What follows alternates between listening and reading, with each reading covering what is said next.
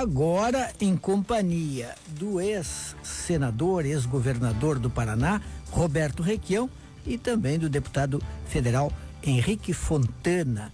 Boa tarde, senador Requião. Boa tarde, Juremir. Eu fico meio agredido com essa história do ex. Você sabe que o Lula uma vez me disse: Requião, não fique sem mandato. Que político sem mandato, nem o vento bate nas costas. E quando você me chama de ex, eu me sinto fragilizado. Não, o senhor... Mas viu que a gente bate nas costas dele igual, né? Trouxemos ele a Porto Alegre, né, Júlio? O senhor está mais forte do que nunca. Ouvido pelo país inteiro, a sua voz se tornou uma voz, não é verdade, Henrique Fontana? Uma voz suprapartidária. Exatamente, Juremir, quero te cumprimentar a Taline, cumprimentar os ouvintes da Rádio Guaíba e dizer da nossa alegria, né, de receber o senador Requião aqui em Porto Alegre, ele que é presidente de honra da nossa frente em defesa da soberania nacional. E ele está circulando pelo Brasil inteiro, já tivemos diversas reuniões em Brasília, São Paulo. Hoje teremos aqui em Porto Alegre, na FETRAF, que é ali na Fernando Machado, a partir das 18h30. Portanto, todos vocês que quiserem nos dar a honra da presença, passem lá. Nós vamos ter a fala do senador Requião sobre este tema tão candente para todos nós brasileiros, até porque aí digo eu, é minha opinião política, né? Infelizmente, o Brasil todo foi colocado à venda, né, neste momento. É tudo, né? Petrobras, Eletrobras, Caixa Econômica Federal, Banco do Brasil, Correios. E a soberania, por óbvio, quer discutir o impacto que isso tudo pode ter, do meu ponto de vista, extremamente negativo para o país. Mas hoje a gente está aqui para acompanhar o senador Requião, né? E ouvi-lo. Eu venho tantas vezes aqui conversar com vocês. Hoje a nossa prioridade é ouvir o senador Requião. Senador Requião, antes, na primeira hora, nós estivemos entrevistando o desembargador Victor Laus, que é o presidente do TRF4, que fez parte daquela turma que julgou e confirmou a condenação do ex-presidente Lula. Nós o questionamos sobre, inclusive, aquele julgamento e também sobre essa decisão do STF de que as alegações finais de delatores devem vir antes das alegações dos delatados. O desembargador, basicamente, ele disse que todo o processo foi correto, que o TRF4 não acelerou nada, que estava dentro das estatísticas e que não vê razão para que alegações finais de delatores e de delatados não sejam conjuntas. De certa maneira, reafirmou o papel neutro da Lava Jato. O senhor, o que diz disso? Eu acho que o Henrique, você, Juremir, a Taline e eu podemos ser processados pela justiça brasileira. O Lula pode também. Mas o Lula não foi processado, ele foi atropelado. Veja, eu não estou fazendo a defesa do Lula nesse momento, estou fazendo a defesa do direito brasileiro. O processo penal foi atropelado, o direito material foi atropelado e o Estado de Direito foi estraçalhado nesta questão do julgamento do Lula. Não há dúvida alguma disso, e hoje mesmo o pessoal que detesta o Lula, mas tem uma compreensão mais clara da importância da existência do Estado de Direito, se coloca francamente a favor da anulação desse processo, que julguem de novo os juízes independentes e seguindo os ritos do direito. Lula foi fuzilado. Ele foi afastado do processo eleitoral. E eu, nesse momento, não estou dizendo se ele tem culpa ou não tem culpa. Eu, pessoalmente, acredito que naquelas questões que foram colocadas, ele é absolutamente inocente. Tenho proximidade suficiente, porque eu era senador da República, para entender que ele não se envolveu naquilo. Aquele apartamento nunca foi dele. Tentaram fazer uma troca do apartamento que a dona Marisa comprou no 10º andar ou no 4º andar, pela cobertura. Se você me perguntar se a empresa cobraria do Lula, ela não cobraria do Lula, ela ia tentar dar de presente aquilo para ele, mas ele não aceitou, não entrou naquele jogo e a condenação é absurda. Agora, eu não vou discutir a posição do desembargador. É uma posição corporativa. E você sabe que o corporativismo é a manifestação coletiva do individualismo. É muito ruim isso, muito ruim para a justiça brasileira. Agora, senador, o senhor o senhor mesmo já mencionou aqui agora que não defende o Lula, mas sim à justiça brasileira em função das críticas de como se desenrolou o processo, especificamente esse do caso Triplex. O senhor é do MDB, foi um dos críticos mais ácidos do então presidente Michel Temer. Como é que o senhor analisa o governo Jair Bolsonaro? O quê? Governo Jair Bolsonaro. Existe isso? Como é que eu posso fazer uma análise de uma coisa rigorosamente inexistente? O que é que eu vejo? É uma proposta amalucada, fanatizando o liberalismo econômico, dirigida pelo Guedes, que representa os interesses da banca. O Guedes que fundou, Juremir, o BTG, Thaline. O BTG tem 34 agências fora do Brasil em paraísos fiscais. Um banco que tem agência em paraíso fiscal tem para quê? Para provocar o desenvolvimento econômico do Brasil? Não. E o Rodrigo Maia, no Congresso Nacional. O Bolsonaro é uma espécie de um estrião. Ele faz um espetáculo para divertir a população. Do italiano divertere, que significa desviar do que realmente importa. Então, eu não vejo o governo do Bolsonaro, não há uma ação, há uma tentativa de uma regressão à barbárie do liberalismo econômico. E se vocês me permitem aprofundar um pouco isso, eu diria que isso começou na Europa. Cai o nazismo. A Alemanha nazista só sobra. E o comunismo se consolida na União Soviética. Até que num determinado momento, com o degelo, né, a glasnost, a perestroika, glasnost é degelo, perestroika significa reconstrução. O comunismo alui.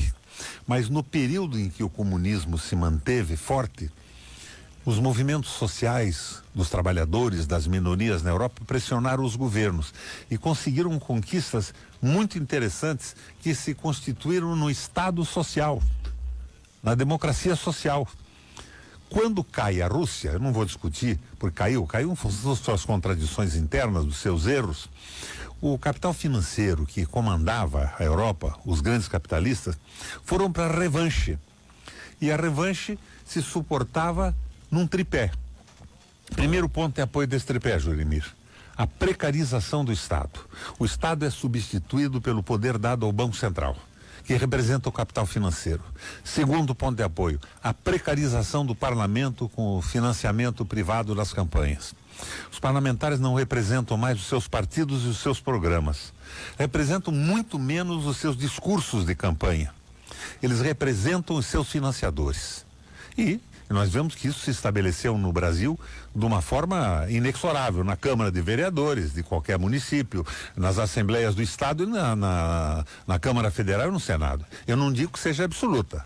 Existem os políticos que estão lá defendendo ideais de formato de Estado, de estrutura política, de economia, mas as maiorias se estabeleceram a serviço do capital financeiro. E o terceiro ponto de apoio, este o Juremir conhece melhor do que eu, que é a precarização do trabalho.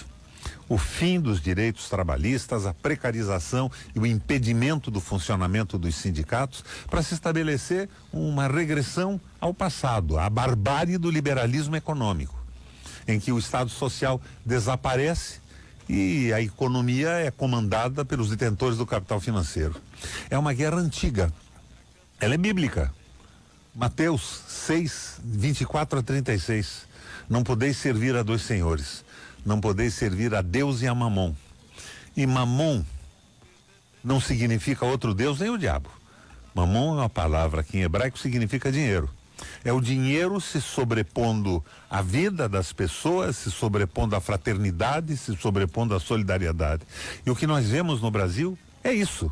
É o país subordinado a interesses geopolíticos dos Estados Unidos e do capital financeiro nacional e internacional. Então, se me pergunta governo Bolsonaro, não existe. O Bolsonaro é um animador que encobre a ação da política de extrema direita, da política do liberalismo econômico que massacra minorias, populações, mulheres, negros e fundamentalmente trabalhadores. O que andou no governo Bolsonaro, no Congresso Nacional, a reforma da Previdência, por exemplo, na sua avaliação, foi muito mais por convicção majoritária dos parlamentares da necessidade dessa reforma do que por atuação do governo, que aliás atrapalhou bastante os próprios planos em alguns momentos? A reforma da Previdência é um reclamo do liberalismo econômico. A reforma da Previdência foi falseada, os números, o Henrique pode explicar isso melhor do que eu, que ele está lá na Câmara Federal. Os números foram manipulados para convencer que a Previdência era inviável. Se você me perguntar se tem defeitos na Previdência, tem. Eu fui governador do Paraná por 3 vezes. Tem defeitos sérios. Tem defeitos nos privilégios aos parlamentares. Tem defeito nos privilégios às carreiras de Estado, aos militares, aos juízes, aos procuradores, aos níveis mais altos da fiscalização pública. São defeitos simplesmente brutais que podiam ser corrigidos. Mas eles queriam acabar com a despesa da Previdência, naquela proposta de supressão do Estado.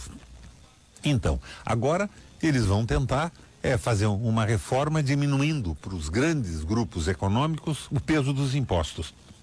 Por quê? Porque eles acabaram com a arrecadação necessária para a Previdência Social. E esse massacre de trabalhador é uma visão fundamentalista do liberalismo econômico. Eles acham que a coisa é assim, que tem que deixar a estrutura absolutamente solta, que os mais fortes sobreviverão e os mais fracos serão semi-escravizados, num processo bárbaro que o mundo superou com a social-democracia, os avanços de países socialistas, e nessa interação, a minha impressão é que aqui no Brasil estávamos em vias de construir um processo civilizatório mais decente. A luta não é o que diz o Bolsonaro. Vamos acabar com o socialismo no Brasil. Eles querem acabar em favor do capital financeiro e da opressão, com a fraternidade e com a solidariedade entre os homens. Estamos conversando com o senador Roberto Requião e também com o deputado federal Henrique Fontana, um ouvinte que chegou agora, disse que ligou o rádio agora, ele queria saber quem estava falando. Então, quem estava falando era o senador Requião, que está sendo cumprimentado aqui por um dos nossos ouvintes aqui junto ao Estúdio Cristal. O Brasil, nesse sentido do que o senhor estava falando, senador Requião, vai entrar agora num processo de venda, o país está à venda. Depois da reforma da Previdência vão começar as privatizações aceleradas, totais? Dona Veronice é uma senhora que trabalhava comigo em Brasília há muitos anos. Ela cuidava da minha casa. E ela me telefonou ontem e me disse: Requião, a impressão é que eles querem privatizar tudo. E vão privatizar o Palácio da Alvorada e o Palácio do Planalto. Um vai ser um McDonald's e outro um Burger King. E certamente o Dudu, o Eduardo, que não vai ser mais embaixador nos Estados Unidos, pode ser chapeiro num dos dois. É uma loucura total, Jorimir. É um desvario.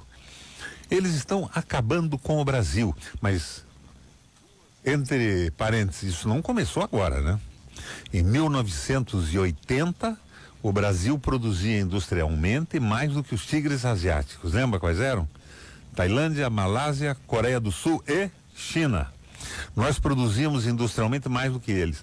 Hoje, seguramente, nós não produzimos 10% do que eles produzem. Por quê? Porque entramos na Guerra Fria, na submissão à geopolítica dos Estados Unidos. A Guerra Fria acabou. Agora eles inventaram essa disputa de blocos. O bloco China, Rússia, Índia, no qual o Brasil se atrelava de alguma forma no governo do Lula, e o bloco dos Estados Unidos com as loucuras do Trump.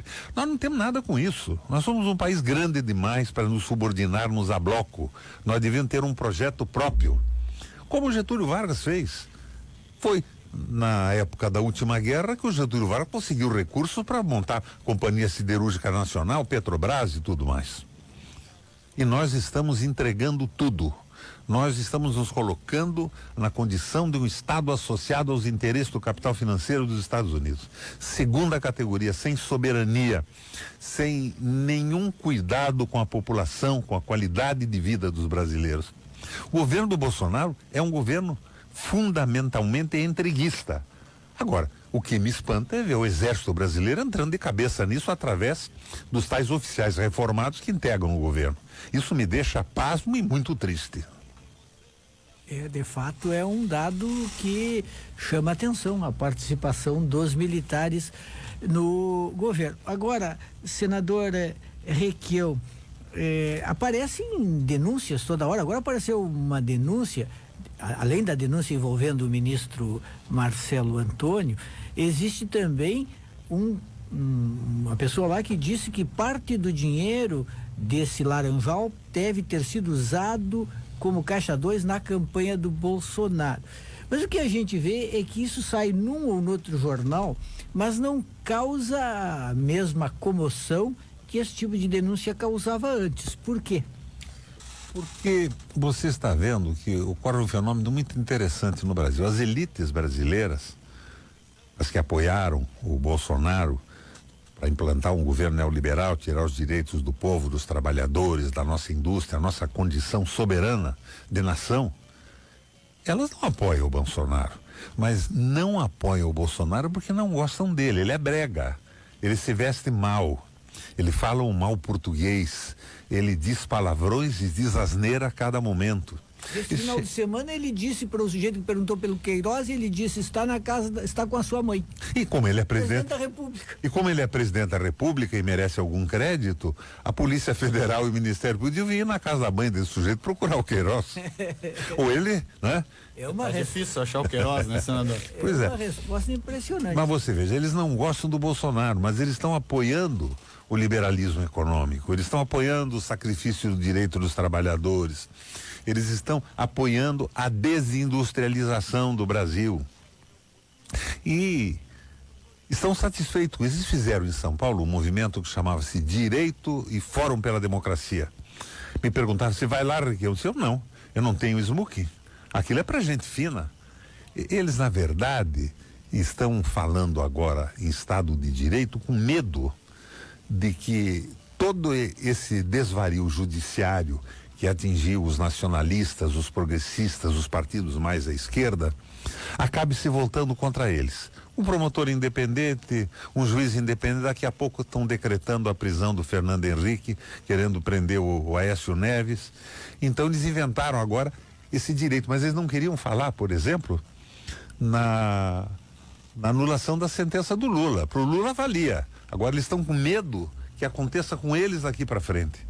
Não é por aí. A gente tem que começar a pensar no projeto civilizatório brasileiro que foi interrompido por essa loucura do liberalismo econômico. Nós queremos indústrias brasileiras valorizadas e prestigiadas. Lembra, Juremir?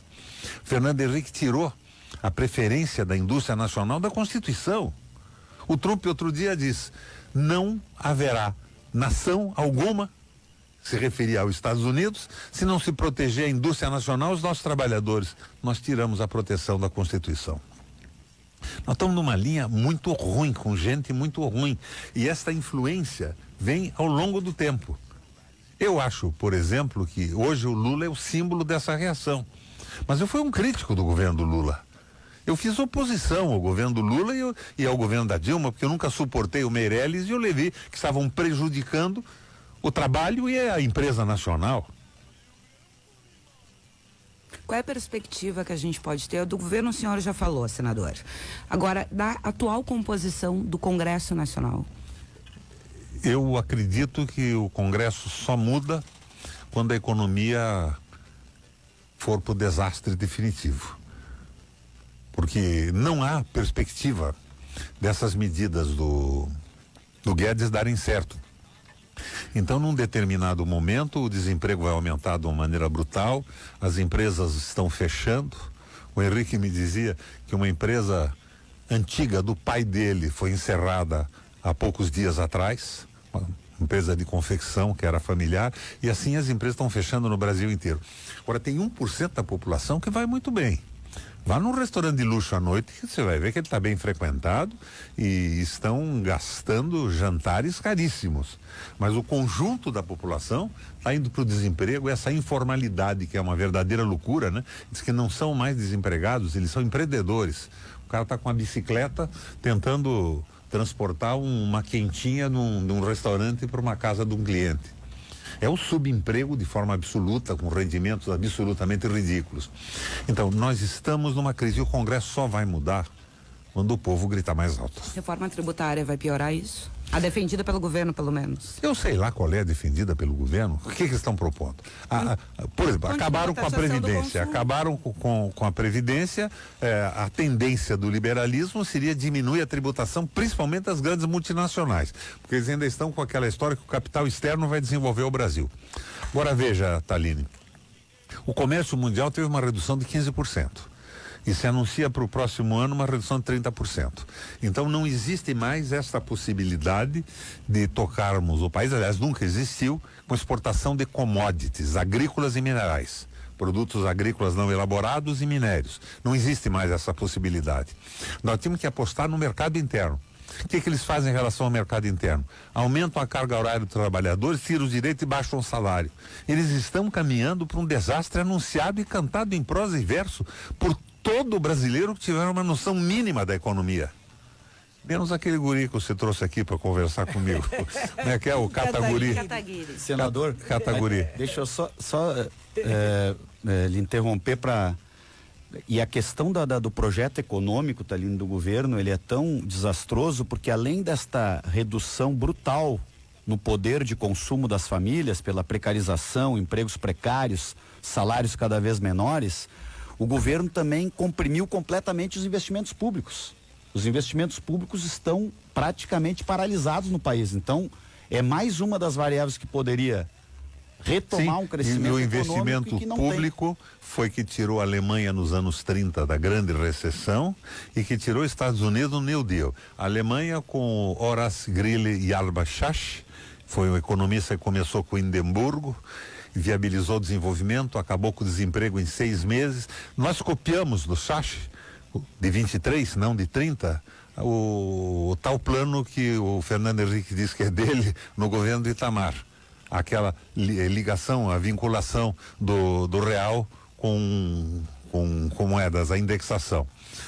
Eles acabaram com a inflação numa semana e acabaram com o desemprego em 6 meses, investimentos públicos pesados. E nos Estados Unidos foi a mesma coisa. Foram investimentos públicos pesados e aconselhado pelo Henry Ford, o Roosevelt diminuiu por lei a carga horária dos trabalhadores e por lei aumentou o salário para conseguir aumentar a possibilidade de consumo do país, porque não adiantava aumentar a produtividade com o taylorismo fordista, né? A especialização do trabalho na linha de montagem, porque você produzia mais e não tinha quem comprasse. Então, esses exemplos claros de saída de recessões mais pesadas do que a nossa são completamente abandonados e esquecidos no Brasil por essa loucura do Guedes. Completamente maluco. E não será montando agências em 34 paraísos fiscais, como do Banco BTG, que ele não é o dono, ele é um dos partícipes, que se vai resolver esse problema. Então, nós estamos caminhando para uma situação sem solução. Daí querem vender as empresas públicas. Aqui em Porto Alegre já ouvi falar nisso também. Paris está reestatizando o sistema de água e saneamento, e a Inglaterra também, em Londres. Nós estamos no caminho contrário. Por quê? Porque é um serviço essencial que não pode ser objeto de lucro do empresário privado, que quer aumentar o seu rendimento, não diminuir o preço e aumentar a qualidade. É um monopólio privado. Estamos conversando com o senador Roberto Requião e com o deputado federal Henrique Fontana. Agora, uma perguntinha, Henrique Fontana.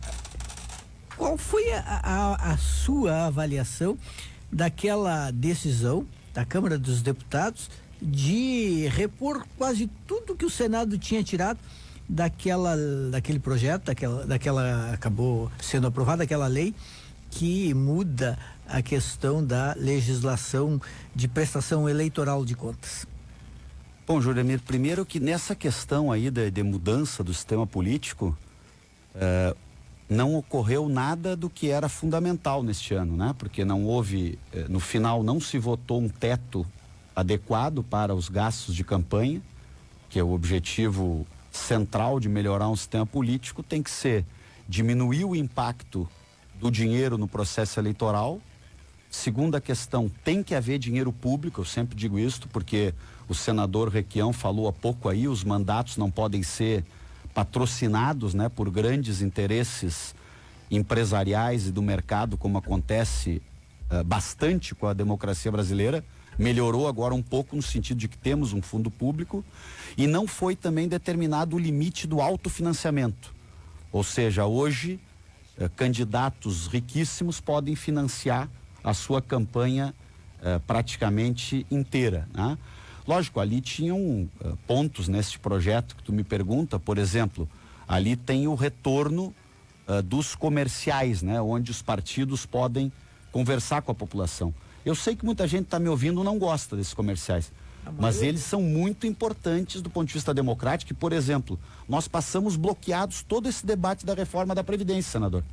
Nós não tínhamos como dar a nossa versão, tínhamos em alguns programas de debate, entrevista, etc., mas não foi possível fazer uma propaganda mais organizada, denunciando pontos que estavam sendo passados como verdade, que eram absolutamente equivocados. Então tem coisas boas ali que foi preciso votar, e tem algumas coisas ruins que passaram, né? Como alguns tipos de utilização que pode ser feito com o fundo, por exemplo, partidário. Poder usar o fundo partidário para pagar advogado de candidato.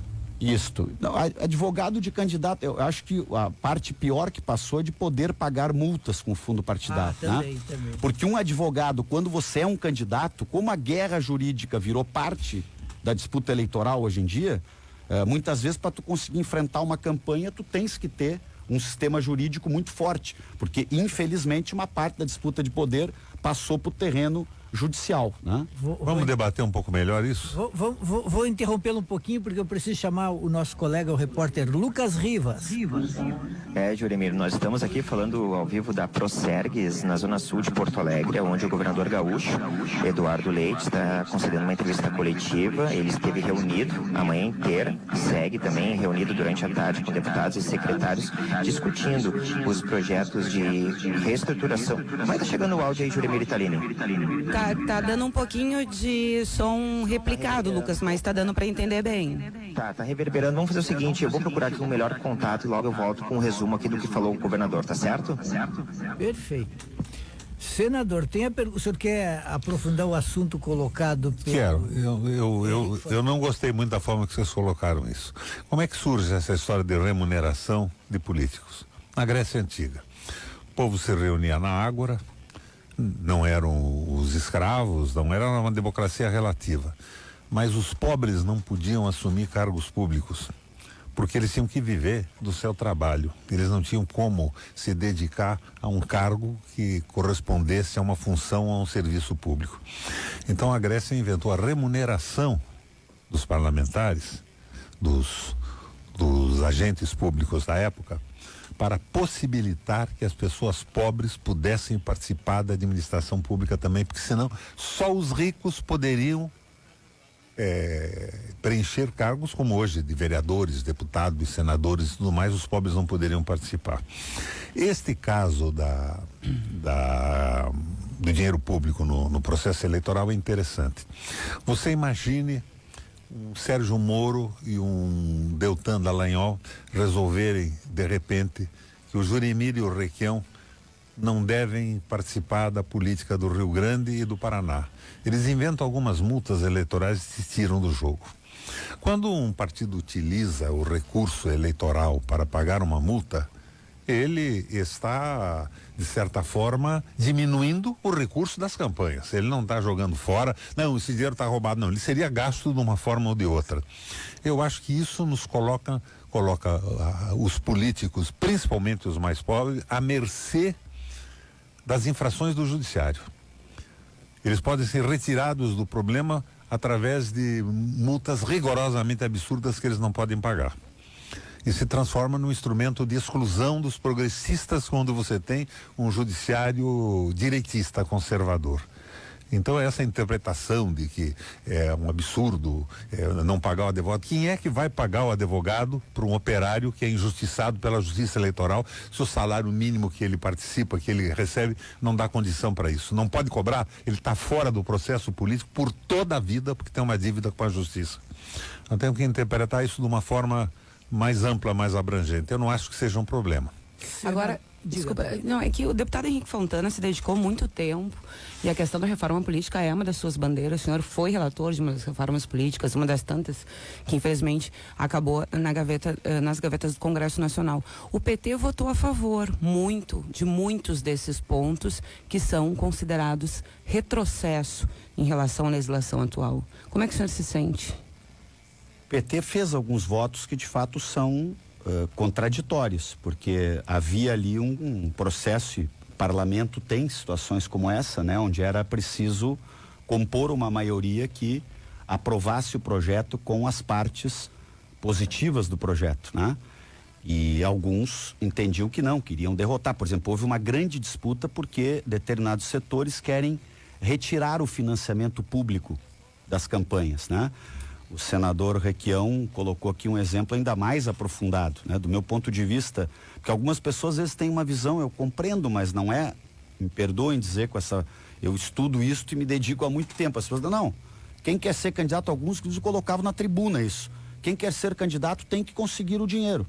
Só que a vida não é assim. Na verdade, muitos candidatos que têm vocação, que podem fazer muito bem para a política brasileira, não tem relação com setores da sociedade que têm dinheiro para bancar uma candidatura. Então, a maneira de tu diminuir o impacto do poder econômico sobre uma democracia é, primeiro, baixar o teto das campanhas. Isso é fundamental. Por que é absurdo o projeto que foi aprovado lá? A campanha de São Paulo para prefeito, a próxima, vai poder gastar 50 milhões de reais. O teto para São Paulo podia ser... Majoritária, 50 milhões, 50 é proporcional. Milhões. E o vereador é 3 milhões. Um candidato a prefeito de São Paulo poderia fazer campanha, por exemplo, com 5 milhões, 10 vezes menos do que isso.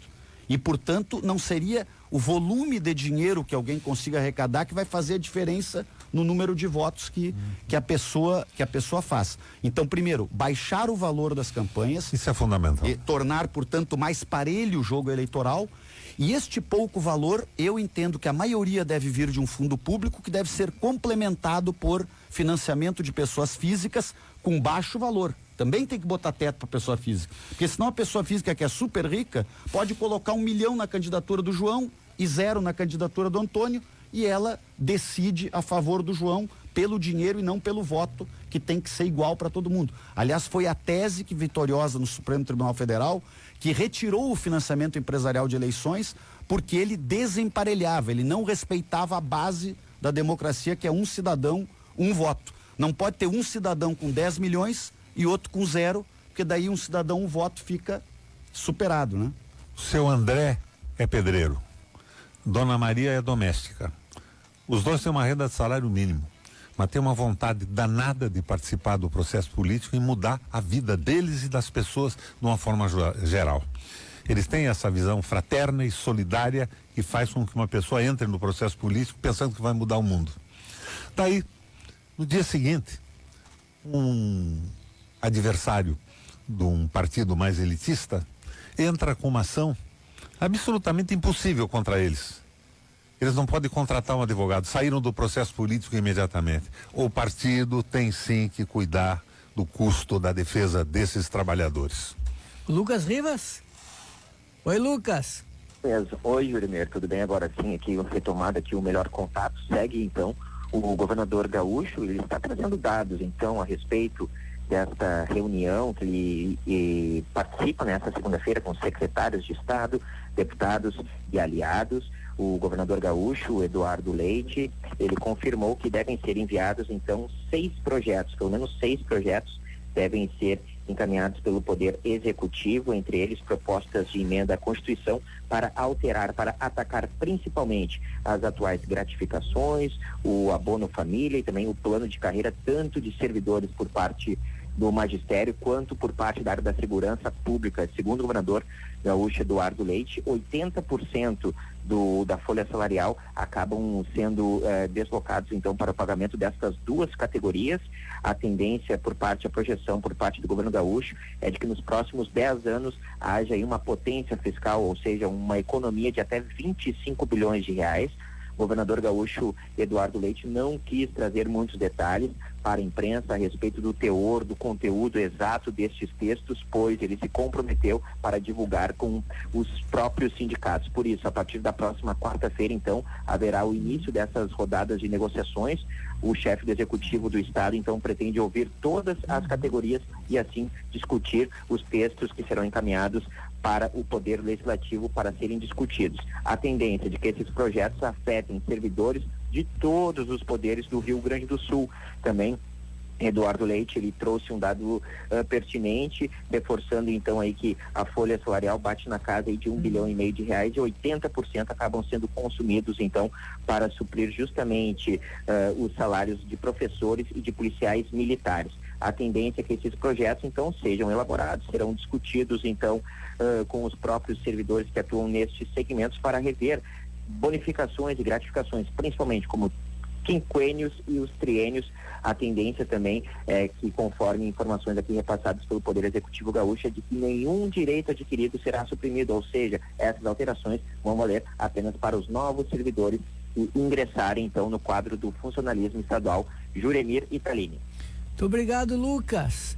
Voltamos aqui, tem a pergunta tradicional do Bruno Simão aqui para o senador Requião. Pergunta que sempre a gente acaba fazendo aqui para o senador Requião. Como o senador Requião consegue permanecer no MDB, tendo uma opinião tão oposta da maioria dos integrantes do partido? Ir para o PT, PDT ou até PSOL não seria melhor? Quando eu entrei no PMDB, o PMDB era o partido das classes populares. Definição programática e estatutária. O partido das classes desligadas das decisões do grande capital. O PMDB era o partido que redigiu, e eu participei dessa redação, o documento Esperança e Mudança, um documento desenvolvimentista, popular, nacionalista, que teria recuperado de forma fantástica o desenvolvimento brasileiro. Nada disso foi aplicado. Mas pergunta por que fica no PMDB. Eu fico no PMDB da mesma forma que eu não desisto de ser brasileiro pelo fato do Bolsonaro ser presidente da República, o Araújo ministro das Relações Exteriores e o Dudu nosso futuro embaixador nos Estados Unidos. Aliás, eu estava aqui em off conversando com vocês, eu sou a favor do Dudu na Embaixada dos Estados Unidos. Eu acho um desvario querer impedir o Dudu. Ele sabe fritar hambúrguer. O Bolsonaro é presidente, o Araújo da Terra Plana é o ministro das Relações Exteriores. Por que o Dudu não pode ser embaixador? Não é razoável que ele venha a ser embaixador desse tipo de governo? Agora, não é por eles que eu vou deixar de ser brasileiro.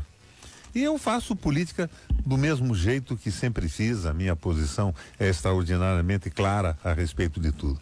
Nacionalista, popular e democrática. Eu sou um político de esquerda. Porque a direita é o egoísmo, o individualismo, e a esquerda é o amor e a fraternidade. E não tentem me retular muito além disso. Tá bem resumido. Agora, só para continuar ainda do MDB, na questão do MDB, o senhor tem alguma perspectiva otimista em relação à gestão no Comando Nacional do Partido de Baleia Rossi? Eu acho que vai ser mais ou menos a mesma coisa do que foi até agora. Ontem ele dizia, a juventude vai agora. Você sabe que a juventude é um defeito que é curado pelo tempo.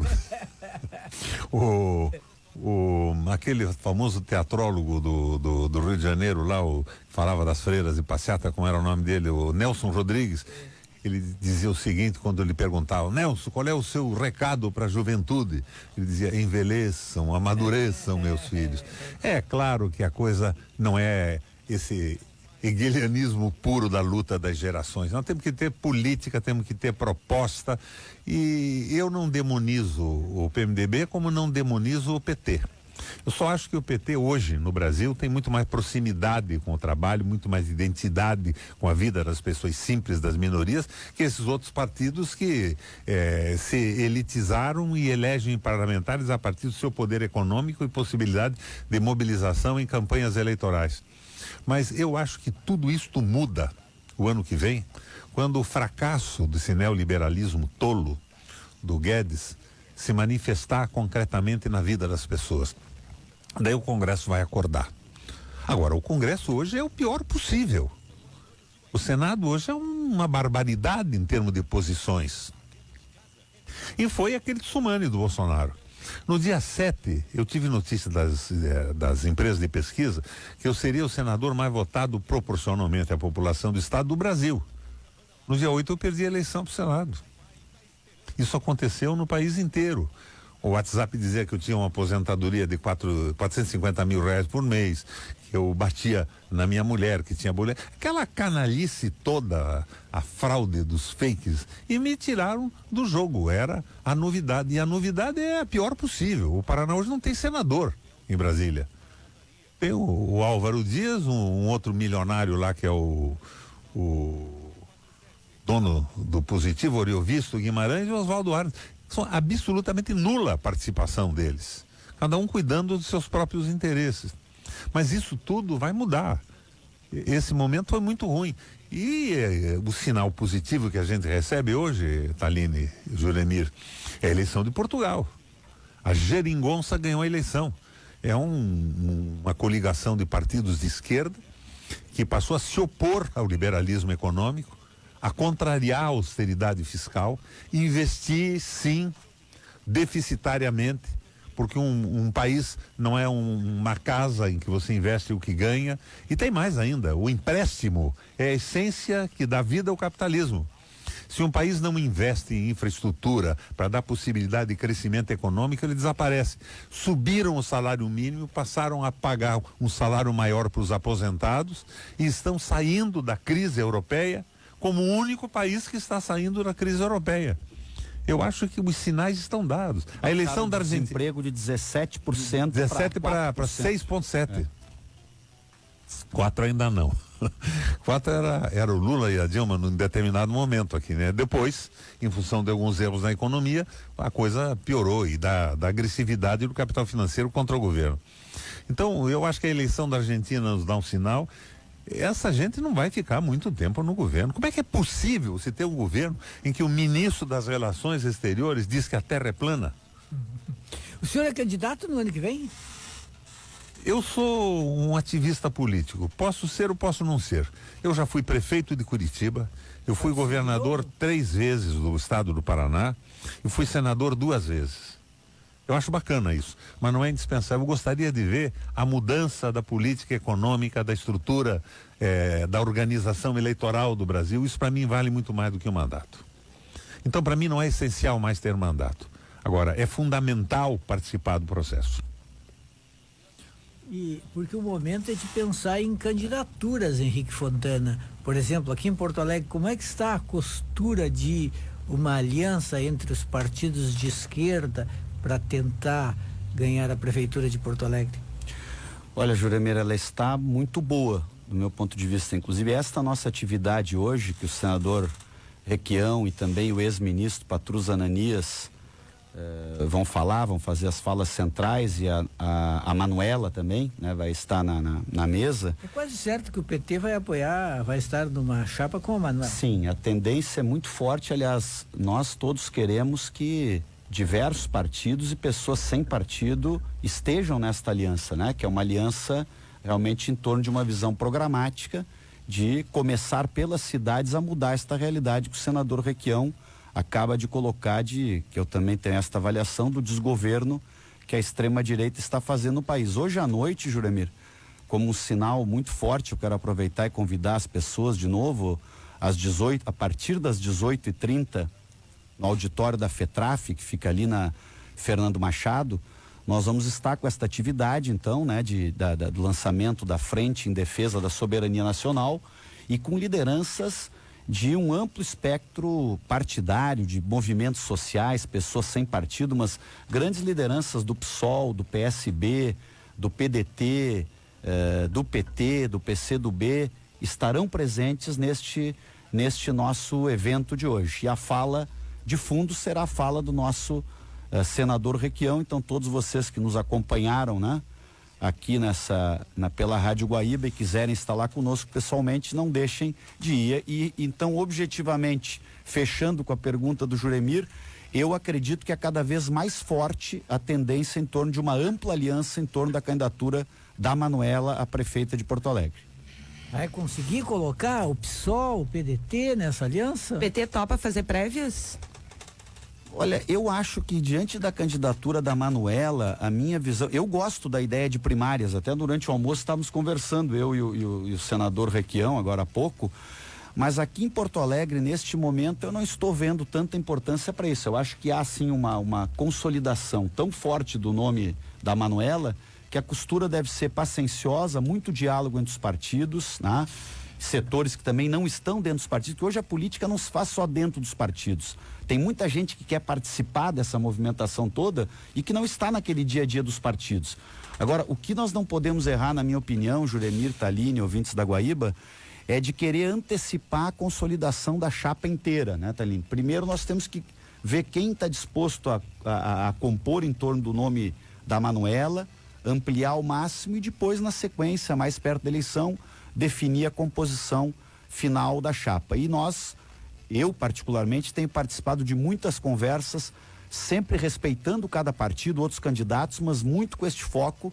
A minha avaliação é que é a candidatura mais potente para nós voltarmos a ter um governo de corte popular em Porto Alegre. Senador Requião, estamos terminando. Ano que vem, então, seu ponto de vista, com a sua experiência, vai ser ano de virada.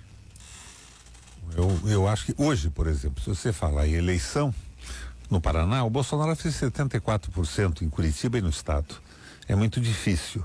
Mas a coisa está caminhando para um desgaste extremamente acelerado. Não sei o que vai acontecer no ano que vem.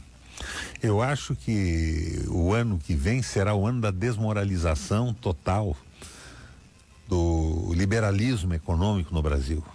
Aquela conversa das think tanks do Kataguri, de dizer que o mundo só evoluiu quando a Europa utilizou o trabalho escravo de crianças, que aquilo foi elemento de progresso. Essa visão bárbara, que é uma visão combatida desde a Bíblia, como eu disse a você, né? Não podeis servir a dois senhores, a Deus e a Mamon, a Deus e ao dinheiro, ao povo e ao interesse econômico. Isso está se desmoralizando, porque esta visão está criando conflitos definitivos no planeta Terra, Juremir.